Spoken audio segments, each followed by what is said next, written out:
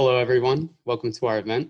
I'm Searcey. I'm a freshman at the DC campus of New York University, and I will be introducing the panelists for the event, Losing Control, Managing Stress in the COVID-19 Crisis.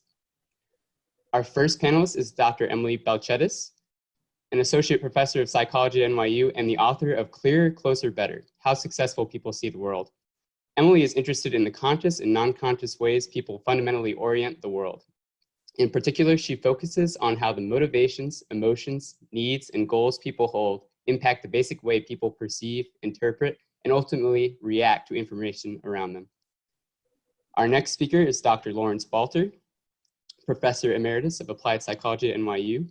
Dr. Lawrence Balter is an internationally renowned psychologist and author of numerous books for children, parents, and professionals. He hosted the Dr. Lawrence Balter programs on ABC Talk Radio nationally and on WABC Talk Radio in New York. And our moderator and final panelist is Dr. Zoe Ragouzeos. Dr. Ragouzeos is the Executive Director of the Counseling and Wellness Services at New York University. She oversees the mental health services as well as the sexual misconduct support services for the over 40,000 students. She was hired in the summer of 2004 to start the Wellness Exchange, a set of programs and services that respond to the varied wellness needs of students. With that, I will pass it on to our moderator, Dr. Ragouzeos. Thanks, Riley. I'm thrilled to be here with Dr. Balter and Dr. Balcetis. I just wanted to remind the audience, first of all, we welcome you and we thank you for being with us today. And we'd like to remind you of the Q&A box at the bottom of your screen. We will be taking questions from the audience later in the program. And so please feel free to be using that box as you hear material and as you are interested in asking questions. Dr. Balcetis, I'd like to start with you just to present you with a scenario that has been all too common, at least here in the counseling service, hearing from students that they've left campus, they feel distracted, they don't feel like they have a designated place to study at home, they feel like they can't learn remotely, they're not focused, and they're really worried about multiple things, from their health and safety to the financial state of their families to what their careers might look like. You know, I just really want to hear from you, and how do you think we can help young people manage this kind of stress and keep in mind what they can control? Thank you. Thank you for having me. I am grateful to be a part of this conversation today. All of these topics that you've put on the table are big ones. They're some of the scariest things that maybe some of us have ever had to face in our lifetime so far. I feel like we could spend hours talking about any of them, and I'll just focus on maybe a few suggestions that I think might provide some guidance or might be tools that people could use to tackle any of these issues that they're facing. Now, first, a little caveat, which is that, of course, there's no single strategy that's going to help every single person in every one of the challenges that they face. And so that's not my goal today, to offer a prescription that will be a cure-all for everybody. Instead, as a motivation scientist, and in my lab, what we do is study tactics that would be effective for helping people overcome the challenges that they face when trying to meet some of the most important goals that they set for themselves. And so what we try to do is build out sort of a repertoire or a menu of possibilities and options that people might try on. So right now, what is happening to us is scary, and it's different. And we might find ourselves, with what the news is sharing with us and with what our personal circumstances are providing, just feeling overwhelmed by that fear and in the uncertainty. And of course, it is that. But if we allow it to just stay at that level of just being scared and just focusing on what is uncertain and uncontrollable in our life, I think we'll probably exacerbate the very real challenges that we all are facing right now. So here are some suggestions that I might have. And it comes down to a fundamental principle of human motivation. We all want to be in control. We all want to have certainty, and to some degree, we dislike ambiguity and that lack of control or uncertainty. That's why children, one of the first words that they say is no. At least it was for my son, it was no. And why? Why is it no? Because that's one of the very first ways that children can exert control. that I think is an example of how even at a very early age, we're seeking control. And so when we lose some of what we had been relying on, those aspects of our life that we felt like we had managed and that we were in control of, it can be challenging for us now. So what can we do? Well, one fundamental tactic might be to think about those things in our life where we do have control. And now some of us might be reacting to that statement of me just saying like, well, find what you can control, and saying there's so much that I can't. I don't get to decide where and when and how I do my job. I don't get to decide where and when and how I educate my children or manage my own personal responsibilities and mental and physical well-being.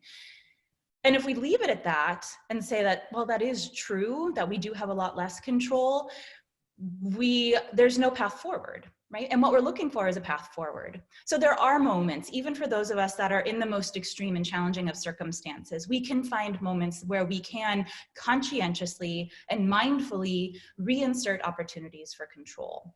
And that might just be the first 5 minutes when we wake up. Now, my knee-jerk reaction is to look at my phone, see what time it is, and then see what came in overnight. And I know that that's not healthy for me. I know that far more bad news comes into my inbox than good news comes in. I'm always looking for that one piece of good news, but rarely do I find it. And so I realized for myself that my knee-jerk reaction, wake up in the morning, look at my phone, check my email, even before I'm out of bed, isn't healthy for me. And that might be sort of an automated habit, bad habit that I personally have formed. But that's a moment, those first 5 minutes before the day really gets started, that I can conscientiously and mindfully choose to control my own experience. And for me, at least, by setting a new standard, creating a new habit for myself, not only have I controlled that aspect of my life, but I probably set myself up for a happier, at least morning until things get in full force. So I challenge all of us to think about where we can exert more control in our life. And even for those of us that might feel like, well, we really can't, so much of what is happening right now is out of my control.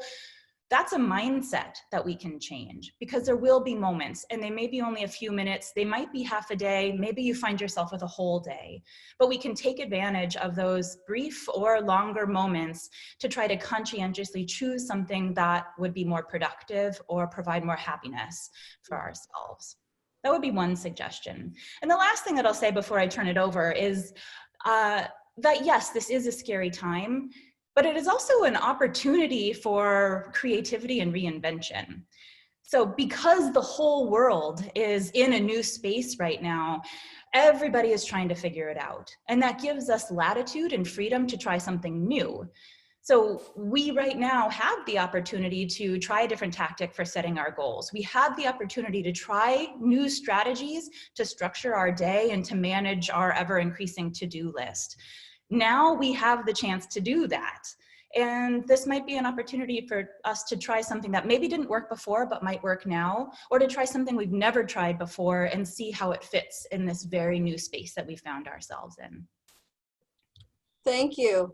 And Dr. Balter, Dr. Balcetis mentioned her son, and you are our resident parenting expert. And so we are really interested to hear, first of all, just thinking about the scenario that I posed around college students and certainly younger teenagers. I wonder your thoughts on parenting that population at this time. Any tips or tricks for us, and could you focus a little bit on screen time in this comment as well? Well, to begin with the screen time, before we were probably being very strict about it. And right now, I don't think it's a good time to be strict about screen time. In a lot of ways, the kids can tell us, see, it really is a good idea. And I don't think we should come down hard on that issue. Kids need to socialize. They need to look, let's start with different ages, first of all. A little one saying no, that is a way of asserting their independence. And that is a way of saying, I'm a self and I'm different from you. But that theme really runs through life in a way. And as they get into teen years, of course, you see the same kind of thing. Very difficult. Let's now move forward just for a second, then I'll jump back and forth with the age groups. Since we're talking about college age, suddenly you're thrown together. A college age person is a young adult, an emerging adult, as psychologists sometimes refer to them, and they're supposed to be breaking away from their families, establishing themselves as independent individuals, and now they're thrust back into the family. It's a very difficult situation for parents to now have a grown-up in the house with them, which they didn't really expect to have, and for the young adult to be in the house. Now, how do you treat each other? How do you deal with each other? You can't really expect your adult child now to live by your rules because you said so. This has to be a negotiation. It has to be an understanding. And your kid doesn't want to be there with you any more than you want him. You probably figured you could use that room, for your office. Now the kid's back moved in. It's not an easy thing. So you have to begin by negotiating together, working together on how you're going to live together. It's a new set of rules. And just before we were talking about an opportunity at this point to be creative. And I think here's an opportunity to recreate kind of relationships. You start out on another grounding. Your adult child now is an adult, has opinions, has a life outside of you. You can't now dictate about when they go to bed, whether they're on the screen, what they're doing. At the same time, however, there are such restrictions. It's a very strange time. There may be opportunities to do new things and to be freer about certain things, but at the same time, we're really not free. So let's go back a little bit to the younger ones. With a young child, it's easier to get away with telling them what to do. Now, they may ask weird questions like, how come, real small children, why are people wearing masks? And how come we can't go out? And why can't I be at preschool? And why are my friends not around? And there are simple, basic answers you can give to a small child and get away with. Schools are closed, people are getting sick, so we're keeping you home so that you'll be healthy. I mean, you can get away with that. Let's build a mask or create a mask that looks interesting and fun, and so on and so forth. With kids who are in school age, this is really topsy-turvy.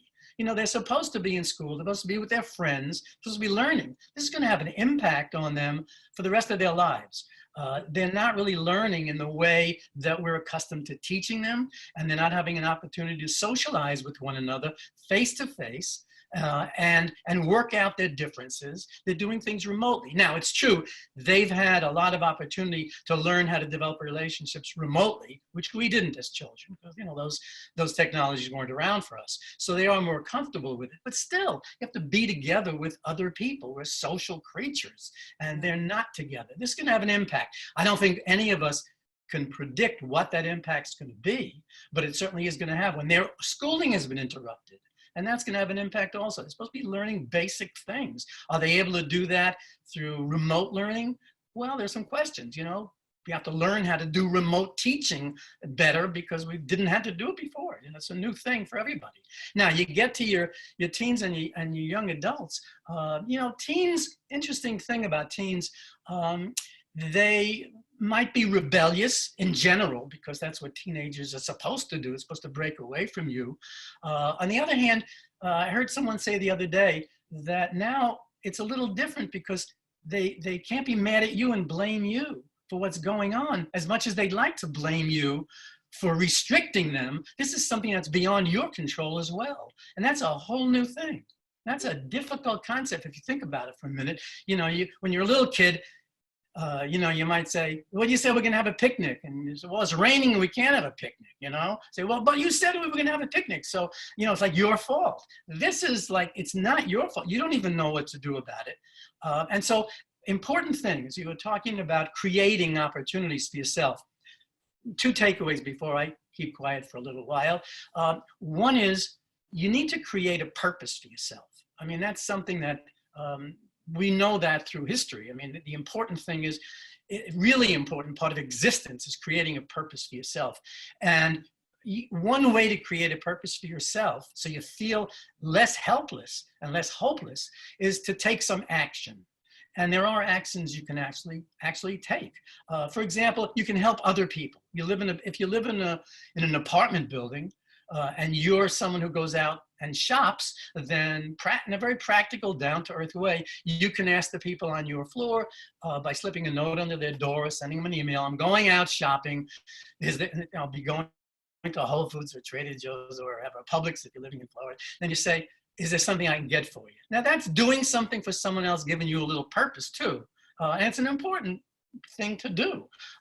The other is somebody suggested, and I thought it was really an interesting idea, they're in a position where they can order books and buy books. I mean, they have the finances to do that. So they buy a bunch of books each week and they put them downstairs and people can have a library. Or you can just lend. A neighbor of mine just sent us an email and said, here's my bookcase. Are there any books that any of the neighbors on this floor would like to borrow, you know, during this time? So those are the actual things you can do that are useful to other people. And if you're doing something for somebody else, generally speaking, it makes you feel better about yourself.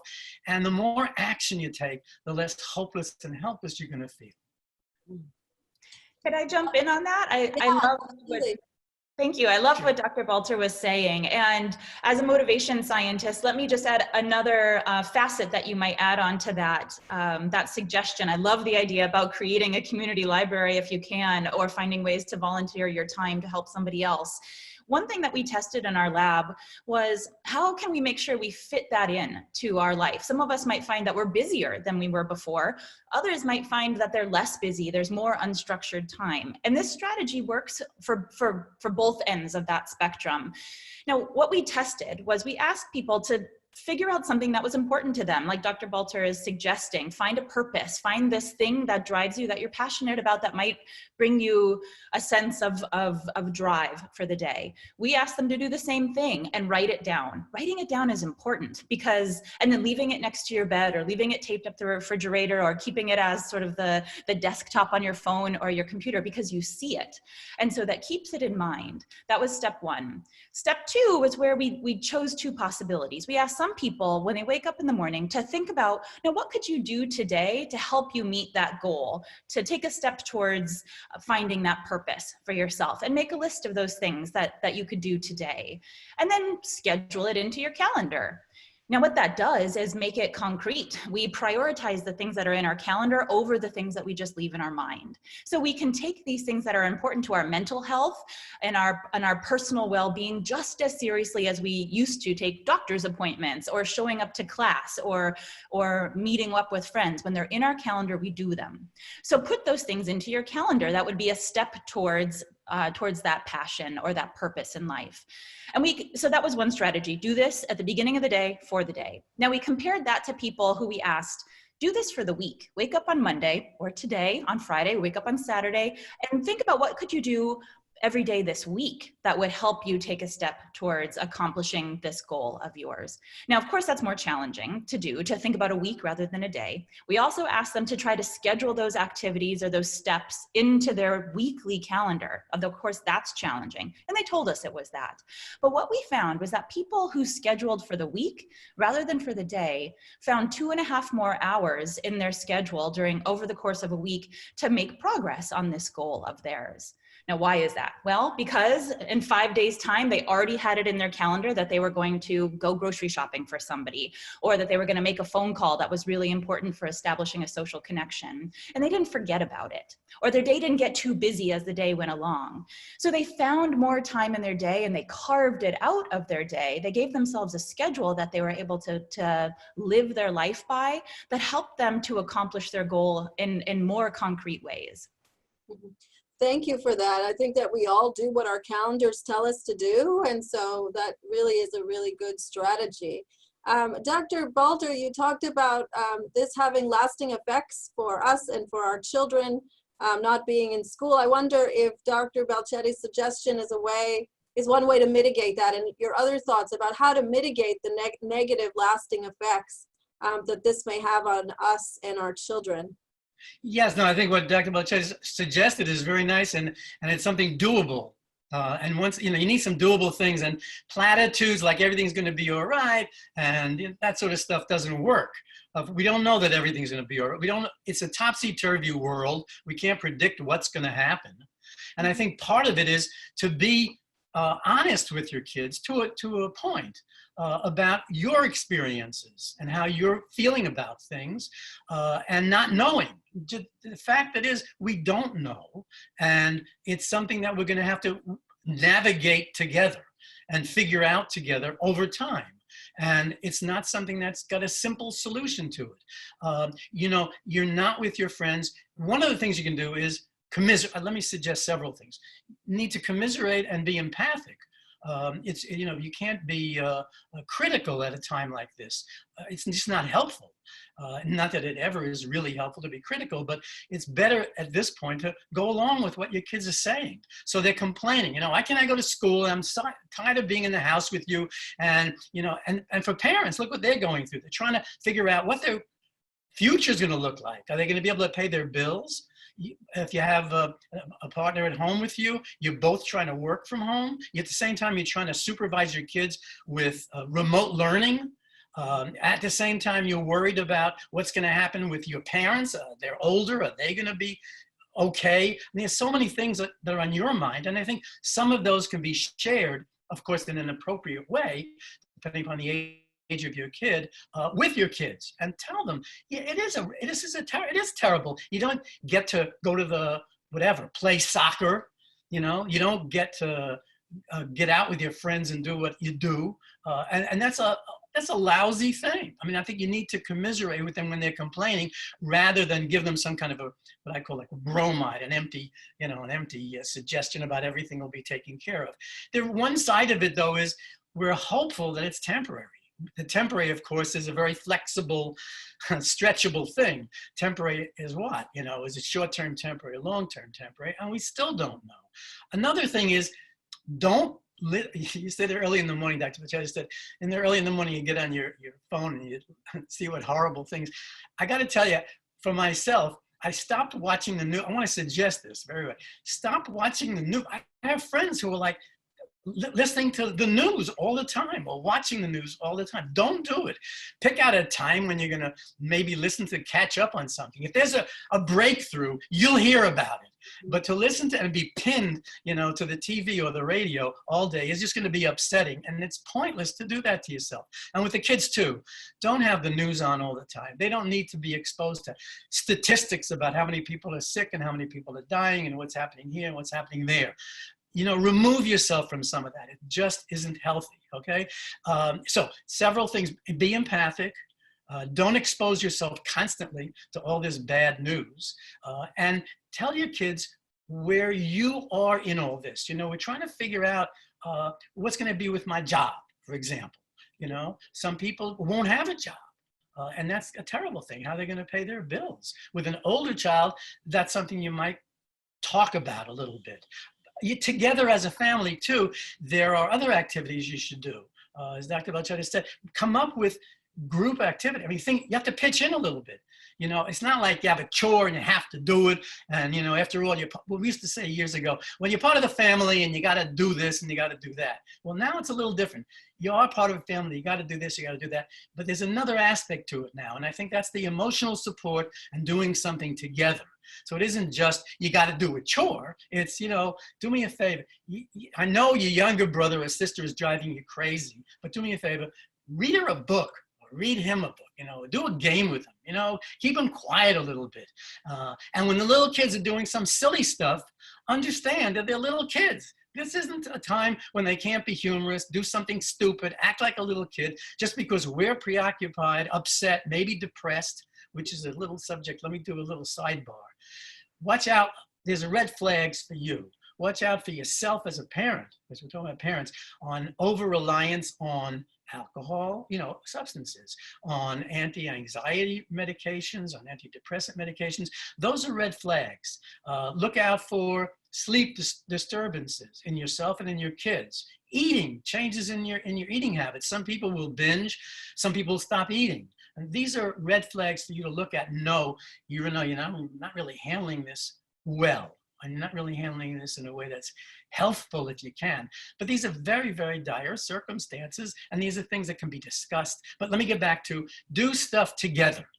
Find activities that you all can do together. Now, older kids are not going to do the same things younger kids are going to do, which means you got to spend some time with an older kid. You got to spend some time with a younger kid. You're being stretched really thin now. If you have a good social network or a partner, here's a time when you really have to do some work together.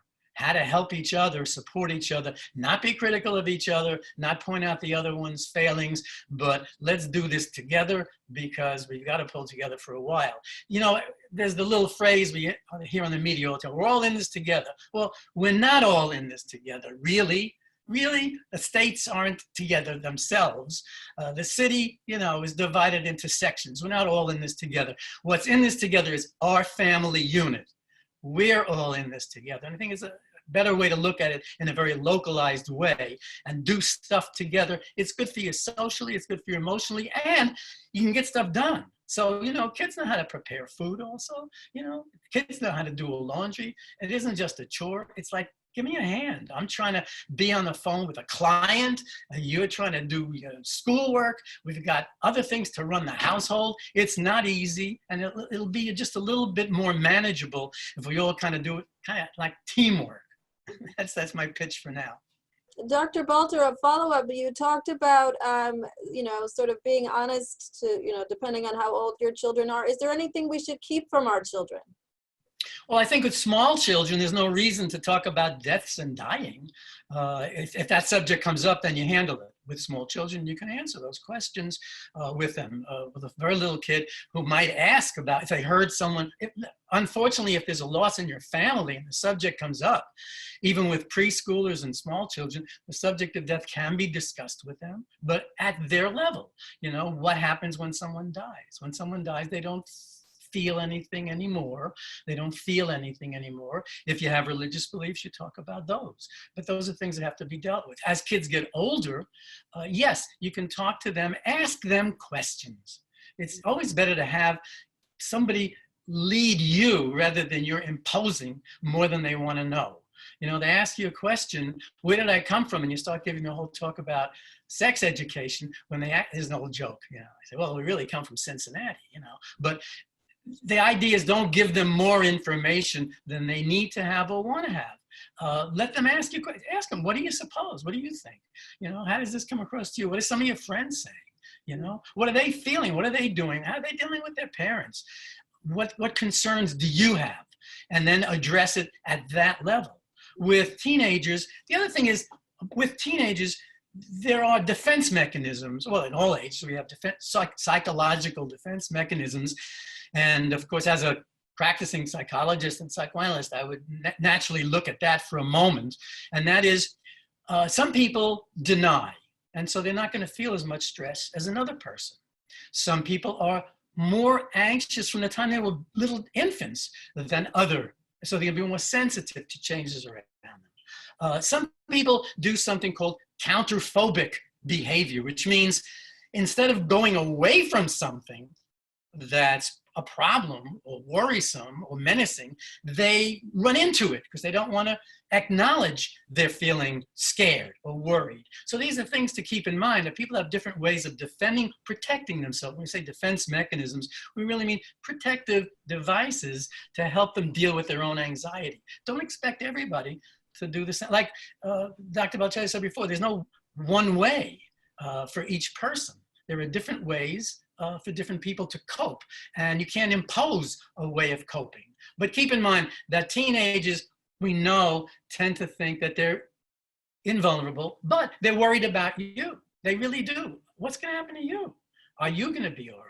And that's, you know, that's in the back of their heads. They might get angry and snippy, and they might do what we call displacement. In other words, you're worried about one thing, but you take it out on someone else. These are things that have to be understood and not be, you shouldn't become defensive about them, but understand them. I know this is terrible. You can't do the stuff you want to do. You have we're home. We're breathing down your neck. You're breathing down our neck. This is a tough situation. We understand that. Let's figure something out. Also, separate time for separate age groups. You know, if you can find even a few minutes to spend a little separate time with each kid, although I know that's really hard, give them a little bit of time to themselves. Also, when I say to themselves, one little addition, with older kids, they need their privacy. They really do. They want to be on the phone. They want to be FaceTiming their friends or whatever. They have to have that opportunity. So leave them alone. Don't be looking over their shoulder every minute. And if they're up late at night, remember that teens and older kids go through a totally different kind of a sleep cycle. And people aren't aware of that, but it's true. There's a shift physiologically at late teens into early adolescence into late teens, where they want to they stay up late at night, and it's hard for them to get up in the morning, but that's a physiological change. It isn't just that they're being, annoying, want to get on your nerves. So they need privacy, and they also need a little separate time with you, and they need a lot of understanding. Thank you. Dr. Balcetis, I'm interested in this idea of the family as a team, as a way of sort of keeping control and sort of giving people things to do, and feeling something sort of bigger than yourself. I wonder your thoughts on that. Sure, and to relate to what Dr. Balter was saying, sort of about these sort of, almost the personality traits that we bring to the table, or things that are even bigger than the individual, but something that all humans have in common is that bad looms larger in our mind than good. So if we think about it, back in caveman days, or evolutionarily speaking, it was very important for us to be aware of all of the threats that were around us, things that could cause us harm. And in a sense, that's what we're experiencing now, is this threat we can't even see, the virus that's maybe floating around, or it's on the surfaces that we're touching. There is a very real threat that is taking over our mind. When you couple this very real threat with our propensity to let those negative thoughts take up much more mental bandwidth than our positive thoughts, that's kind of a dangerous place to be. That can lead to depression, it can contribute to anxiety, and that's something that maybe we can focus on as a family unit. So what we can do is take some proactive steps to try to undo what might be sort of fundamental to our mental structure as humans, to prioritize the negative over the positive, especially in this time when the world is doing that to us. We can take steps to try to change that ratio of the bad stuff to good stuff that's in our mind. Now, here's two suggestions. One was suggested by my child's preschool class, and we've tried to do this too, which is create a gratitude journal. You might find yourself already doing this, or it's something you might try. Give it a different name if you don't like the name journal, gratitude list. And think of those things in our day that went well, that we're grateful for. And we practice this over our shared meals as a family. We ask our son, who's 3.5 years old, what was the best part of your day today? What made you the most happy today? That's language that a 3.5-year-old understands. He doesn't know the word gratitude. He does know the word thank you. And so we ask him, what did you say thank you for today? And that is a concrete way that you can insert a bit more positivity into your day, and that you can do with young children and adults. We practice the same thing we ask our child to practice over the dinner table, is reflecting on what was good in our day, what the best part of our day was. Now, another for adults, or people who are managing busy schedules and to-do lists and jobs and our own personal responsibilities, we might find that the negative thoughts or the anxiety comes because we're not sure if we're getting enough done. And this also relates to the idea of what's the lasting damage that we might be experiencing, that we are hoping to mitigate right now. What can we do now so that there aren't these lasting negative effects? And notice that's what we're talking about, is what are the lasting negative effects? And hardly ever into the conversation do we enter the thought that there might be lasting positive effects. We have more time as a family. Yes, that's challenging, but it's also a blessing, right? That so infrequently might the world or us choose to spend this kind of time together, right? So we can think about what are the lasting negative consequences. We could also try practicing, and it might take that, practicing, thinking about what might be the lasting positive effects of this experience that we want to continue moving forward, carving out time for family meals together, at a rate that perhaps we weren't doing before, but we find ourselves doing now. Okay, so for managing maybe a busy to-do list, what can we do? Well, one thing that we can do is, again, as I suggested, is set these concrete goals, create a to-do list for us. That I have already said, I recognize. But what I didn't say is that we should take time to reflect on those to-do lists, and especially what we've crossed out. Right? Because probably what is happening is that our what needs to get done list is exceeding the what we have gotten done list. And that creates anxiety. And so we might always feel like we are behind and we're not moving at the pace that we are used to. Probably most people feel that way. But what we can do is take time to reflect on what we actually did accomplish for those things that are important in our life that we have listed. We need to get these done today or this week or this month. and take time to reflect on that. That might help decrease some of the anxiety, because what probably is most salient is what these lingering anxiety producing feelings of what I need to get done, that I just can't find the time, I can't get the resources, my mind won't let me do it, I feel depressed or anxious and I just can't get myself to do it. That's what we're thinking about. And we're not giving ourselves credit for what we have gotten done. What I do with my son is that we've started creating hopefully we'll come up with a better name, but a COVID journal. And we're just putting in pictures of our day, and I'm having him write down the one word. He's practicing writing letters. What's the one word that describes this fun thing that we did today? Now, what that does for me as a parent is that over the last month now, I can see how his letters have improved, right? So in my mind, I'm worried, oh my gosh, he's not at school. He doesn't have a teacher teaching him how to spell his name. Is he going to go into preschool or kindergarten and not know how to write his name? And that's what's going to be the thing that everybody else is learning their name, but my kid won't. But actually, by reflecting on this journal of our activities that we've done, where he writes a couple letters of his name, I'm actually realizing over the last 2 months, it hasn't been the regressive effects that I was scared might be happening. But in fact, there is progress.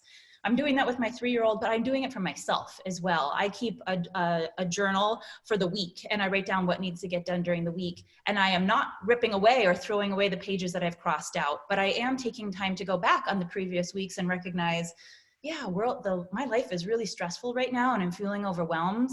But look at all this stuff I crossed out. I actually am getting things done, even though what comes to my mind most readily is what isn't done yet.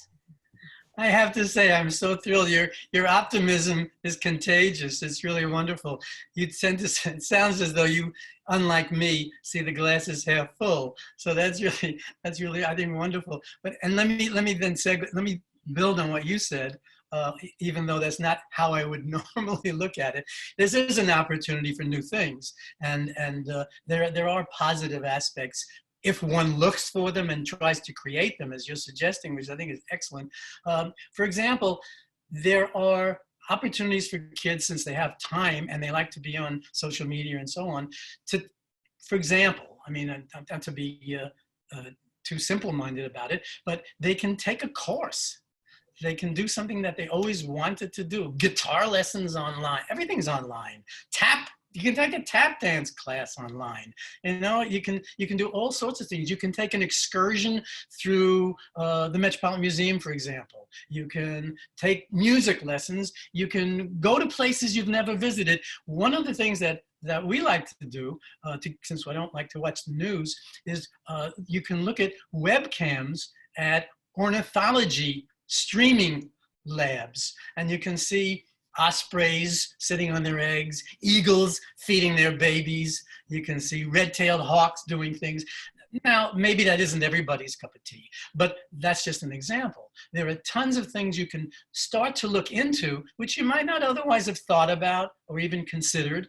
But now you have an opportunity to do that. So I'm just trying to be a little more positive, having heard Dr. Balcetis' suggestions. So that's a way of creating an opportunity to see things in a slightly more optimistic light. Thank you. Thank you both for your contributions so far. I wanted to see, Riley, if we have any questions from our audience. Yes, we do. To start, this might be good for you, Dr. Ragouzeos. How do you motivate yourself to keep up with schoolwork and assignments when you're struggling with depression or anxiety made worse by the COVID epidemic? Yeah, I mean, I can speak to that from the college perspective, and then I'll certainly turn to my colleagues. You know, what I would say is that you have to know when you have to ask for help. When you say depression and anxiety, that is across the spectrum, and sometimes you do need professional assistance in order to keep yourself safe. And so we encourage people who find it difficult to do their daily tasks to be thinking about whether they need some help in order to get themselves back on track. That doesn't mean they'll have to be in, quote, therapy forever, but it does mean that you want somebody who does this for a living to be assisting you in getting yourself back on track, whether that be with sort of behavioral strategies or, if necessary, with medication. So that is one thing that I expect that people will be thinking about. And then I wonder if my colleagues have any contribution for those who might feel depressed and anxious trying to do their work, whether they're adults or younger children.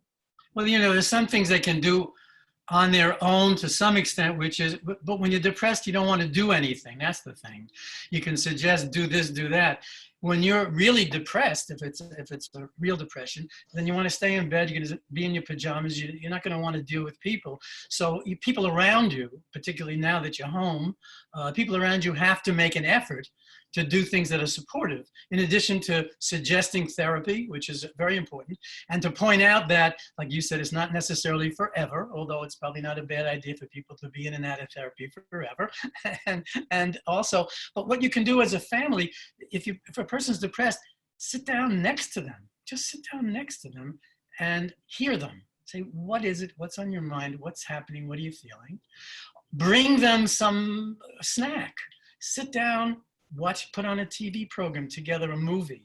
Do something with closeness to a person who's in your family, who's feeling depressed and anxious. So if you're asking for yourself as a college student who's depressed or anxious, somebody else has to do something for you. Now, sometimes kids say, I don't want to be, or adults too for them, I don't want to be dependent on someone else. It's okay to be dependent on somebody else for a time while you get yourself together. That's right. I think that's an important message. And just two things that I would add that pick up on the similar theme is considering acceptance and forgiveness. So it might be challenging for us to accept that we're experiencing these issues of depression or anxiety. And maybe this is something that we've never had before. Maybe it's something we have had before and have worked hard to get out of, and we're feeling it creep back again. It may be challenging for many reasons to accept that this is the place that we find ourselves in now. But of course, acceptance is a necessary step towards improvement. If we just bury our head in the sand and try to deny that maybe we're experiencing these feelings for the first time or again, it's going to be more challenging for us to do as Dr. Balter is suggesting, to reach out and ask for help. So that would be my first suggestion is to consider acceptance. The second one is compassion, and that might be self-compassion, and it might be other compassion, that we need to perhaps change our expectations for ourselves if we find ourselves in this position. We might need to let go of what our past self has been able to do or what that past self looked like, even if it's just for the moment, right? Is to say, this is the space that I'm in right now, and I'm going to allow myself to be in this space and give myself forgiveness if I find myself being blaming myself for this situation or being angry at myself for being in this situation. We can be a bit more compassionate with ourselves. And the same from the outside perspective is that it might look like somebody's being lazy when they're laying in bed. And it might look like they're not trying to pitch in with the family or shared responsibilities that we have. And that's another place to practice compassion and trying to see another perspective. Especially if the person who does look more lethargic is having a hard time accepting or articulating that that's the space that they're in. We can try to play devil's advocate with our knee-jerk reactions or attributions for why somebody is doing what they're doing, and try to come at those explanations from a place of compassion instead. Yes, that's excellent. It's not one of those snap out of it, get with the program, let's pull your own weight. It's not that at all. I think what you said is absolutely excellent. Yes, compassion is empathy and compassion and concern, and to be there with the person. You don't have an answer necessarily, but you can be there. And that's really important, just to be a presence. And if the person's feeling really miserable and upset and unhappy, it's understandable. It's understandable, and it's exacerbated by these circumstances. Right, and let's also just put on the table that there might be stigma. We might feel it ourselves, having a hard time accepting that we're in this space. There might be stigma within our community for mental health issues. And that is a very real thing that some people might struggle with, that contributes to the problems with accepting or asking for help or being compassionate and receiving compassion. There is stigma. So let's acknowledge that. We all of us on the panel acknowledge that there's stigma. Also, the thing to recognize, if we're thinking about feeling that there's stigma that's holding us back from this, is that depression and anxiety are real. They are not made up. They are not just in our mind. They change, these mental health conditions change our neurological experience. They have a real physiological effect on our brain. And just because you can't see it, like you can see a cut, if you cut your finger with a knife, you can see that. And people offer help. You can't see what is happening in people's brains as they're experiencing depression and anxiety, but it is very much the same thing. Yes, and I think, jumping off on that thought, when you're feeling stress, then it does have a physiological impact. It's not a mysterious thing. It's not like it's all in your head. But when you have some pains, when you have stomach aches, headaches, when you're feeling awful, those are the result of stress hormones. So if we can explain to people that stress can lead to changes in your hormones, your physiology, and that translates into bodily symptoms, then it's a little more understandable, and it's not just a figment that you should just get over. And sustained stress does lead to breakdowns in your body's functions. And I think that's an important thing. And you're right, the stigma thing is really so hard to overcome. While you were saying that, I was trying to figure out an analogy to be helpful. The only thing I could think of was, even military people have acknowledged now that there's such a thing as post-traumatic stress disorder, and they get help for it. Mm-hmm. And those are, tough folks, women and men out there who are on the front lines doing stuff that actually results in feeling stress and traumatized. And that's, I don't know, that's a great analogy, but to point out that you don't have to be so tough, and you can be tough and still experience having anxiety and depression and feeling traumatized and feeling worried. Here's a concrete suggestion. This has always resonated well with me. It's from my father. He was a child and family therapist for his career. And this is actually his suggestion. And the basis for it is the idea of a headache. What would you do if you had a headache or a migraine? A lot of people take medication. Now, what if you had a bacterial infection? What would you do? Well, you would take a pill to help cleanse your body of that bacterial infection. Now, we can do the same thing. We can prescribe ourselves a course of action for our mental health struggles in the same way. He actually created a prescription pad. He wrote one himself, like a piece of artwork, not a real one, right? A piece of artwork that was a quarter-size sheet of paper. It looked like the same sorts of prescription pads that doctors would have used, and it left a space for a self-prescription. Maybe there are things that you know that can help with the struggles that you're experiencing. Maybe somebody else knows what might be helpful in that case. You can write yourself a prescription, write it down on that pad, prescribe yourself a course of action, a daily 15-minute walk, a 5-minute lap around your apartment, perhaps, and write that down as a prescription that you give to yourself. Write it down as a prescription that you might offer for somebody else. And yeah, that's a metaphor and it's an analogy, but it puts our mental health issues on the same playing field as our physical symptoms that we would prescribe ourselves a course of action and adhere to in those circumstances. We can try to do the same thing for those struggles that we might have that pertain to our well-being. Riley, what else is our audience asking?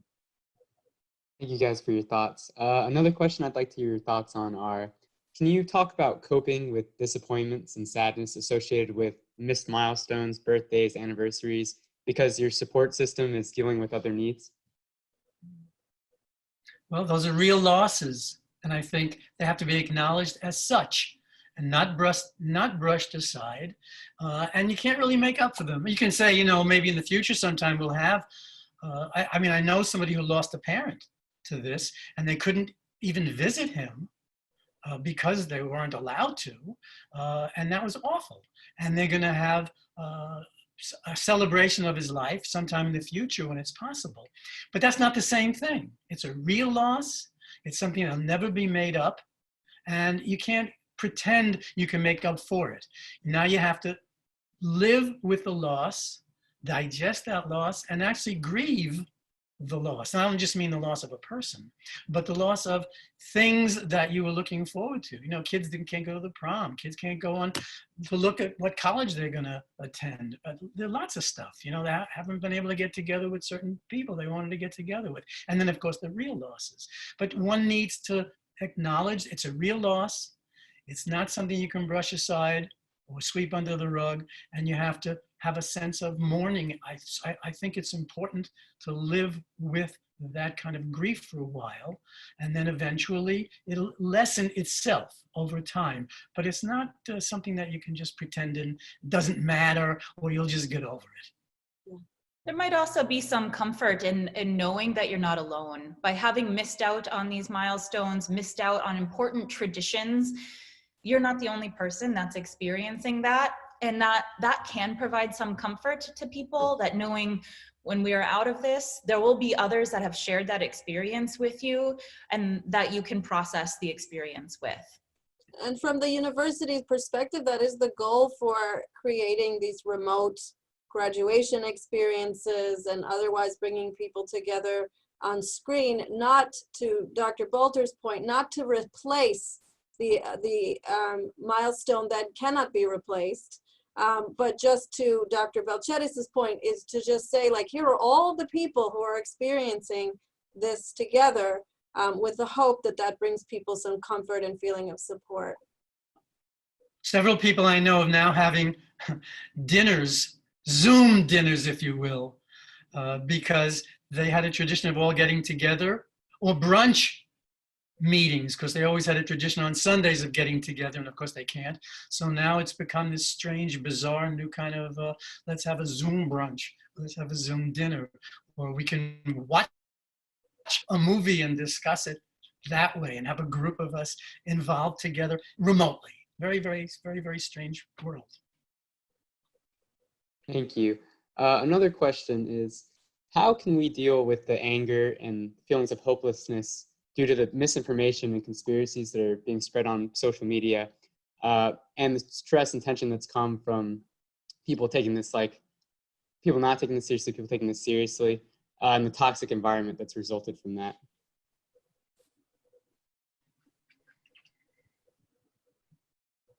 I was hoping Dr. Balcetis had an answer for that one. That's a tough one. That's a tough one for sure. That's I think what Dr. Balter said earlier on about choosing how we consume media is key here for our own mental health. Part of it is that there's misinformation that's spread out there. We can choose to not engage with that. That's one thing that we do have control over. Part of the anger too is that perhaps people within our family unit, however extended that might be, might have different opinions than us, might be consuming other media than us, and that can be very frustrating. We have had experience with this in the past, and we can draw from those experiences. How have we dealt with it before? When the conversation comes to politics at Thanksgiving, what do we do then? What has worked? What hasn't worked? We can call upon our past experiences to negotiate this new domain, this new space we find in, but that does share similarities with conflict that we have all faced before and have navigated through. So rely on our past experiences, they're relevant here.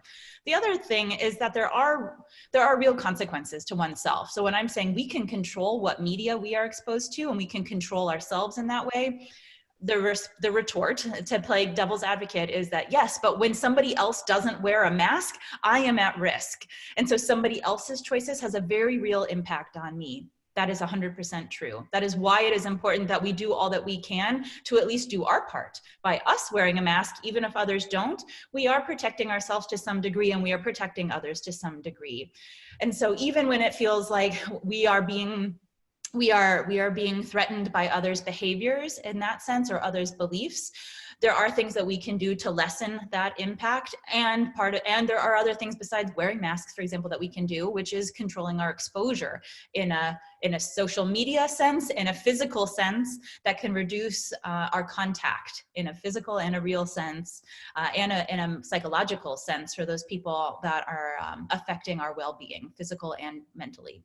Yeah, I think that's an excellent point. And I think with our own families, with kids, when they object to putting on a mask, for example, or want to go out and do stuff, you have to point out to them, it may not be just yourself that you're concerned about, but be concerned about me and be concerned about other adults. And you might be bringing something home, and that's really not fair. And I think that's something that you can do a local thing, something closer to home. As far as the bigger question, what do you do with relatives who think differently and have different political views? Like you mentioned Thanksgiving, I think that's a good example. There isn't much you can do. You can't really convince another person to change their attitudes and their political points of view. We know that pointing out logically doesn't really work because it's an emotional thing. At least largely an emotional thing. And politicians know how to whip up your emotions. And also very hard to figure out. It's true that we're sort of sophisticated. Maybe we think we can figure out like, what's a conspiracy theory? But from more and more reading about what's been going on, you don't know where information's coming from. And so some of it may not even seem to be a conspiracy theory, but it has been a conspiracy theory, and it comes from someplace foreign. You don't even know where it came from. When I say foreign, I don't mean just overseas somewhere, but it's come from some place that you have no knowledge of. And so as much as you want to be on guard against it, and of course, what I said was my solution is that I don't want to watch the news. I'll read certain things and I'll watch it for a couple of minutes, and then I'll stop taking it into account for what that's worth. And one last question before we wrap up this event. For older adults who are struggling with finding that sense of purpose that you guys discussed, what are some strategies for coping with that and feeling purposeful? I think finding a way to fulfill others' needs is a possibility for consideration. So you can take time to reflect on what is it that I want to do for myself that's going to bring me peace, or it's going to bring me personally purpose. And for some people that might be challenging to actually do those things now, where they find the most joy and purpose in their life when they're thinking more in a more insular manner. So I encourage people to think more broadly. Think about the neighbor down the hall or the family that's 3 houses down from you now, and think about their needs and where might they be struggling. And of course, maybe you don't even have the opportunity to have a conversation to ask, but you might conjecture what might be helpful for them. If they have young children, it might be thinking of activities. One thing you could do is try to pull together things that you have in your own house or your own apartment that might be little odds and ends to create a craft project. You put it in a brown paper bag and you leave it outside their door, or you leave it in your mailbox with a sign that says grab bag of kids activities. And that might be a way for you to do something yourself without contact with others that provides a resource for families or individuals who are in need that can find them if they would like to find them. And that might be something that we haven't thought about before, is trying to fulfill a need for somebody we've never met, for a problem that we don't even know that they have. But that's one way to start thinking out of the box, outside of our routine, to find ways to be purposeful and driven to help others. Yeah, no question about that. And I second that. I applaud that. That's naturally you want to take care of yourself so you can be useful, and you don't want to put yourself at risk, because if you get sick, then you can't help anybody. But if you can do something, and this is really hard for most people, because most people are egocentric, basically. But if you can find something that's larger than yourself, you will feel better. If you can do something for a cause that's larger than yourself, you will feel better. You will feel better and you'll be better. And we talk about one kind word here. So, above and beyond actually doing something for older adults who perhaps can't physically move and do the things that we're talking about here. Everybody can control how kind they are to another person, and really how much that can impact somebody in ways that you won't even expect or know. So we say one kind word in a day can really make you feel better, and you have no idea how much it can impact another person. Yes, and you can call people on the phone if they don't have, if they're older people who might not have a computer or like to do that sort of thing. On our floor in our building, we're all fairly contemporary, but we call each other every so often and just say, what's going on? How you doing? We've established a little email thread. What's going on this week? How's everybody doing? And did you hear about so-and-so? Did you hear about such and such? Oh, the person who moved away, she's now living in California, but she's doing okay. And that's it. And if you do that with an older person who is social, I mean, social isolation really takes a terrible toll. How many grandparents are in tears that they can't see their kids and their grandchildren? It's a terribly difficult thing. We need to really be able to touch somebody and hold somebody's hand, or put your arm around somebody, hug somebody. I mean, those are real losses. And so with an older person, you're not gonna be able to do that just because you can't, but you can do, I guess, the next best thing, which is a phone call or an email, or leave a note on the door, or put something under the door and just say, hi, thinking about you, or send a note in the mail. Some thought. The idea is to convey, we're thinking of you, you haven't vanished from our lives. Great, thank you all so much. That brings us to the end of our event. On behalf of the DC Dialogues board, I'd like to thank all of our speakers for coming and sharing their thoughts, and all of our attendees.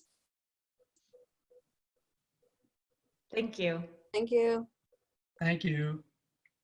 And a recording will be available at the DC Dialogues website for anyone interested in watching this or sharing this with others. Once again, thank you all. Bye. Bye.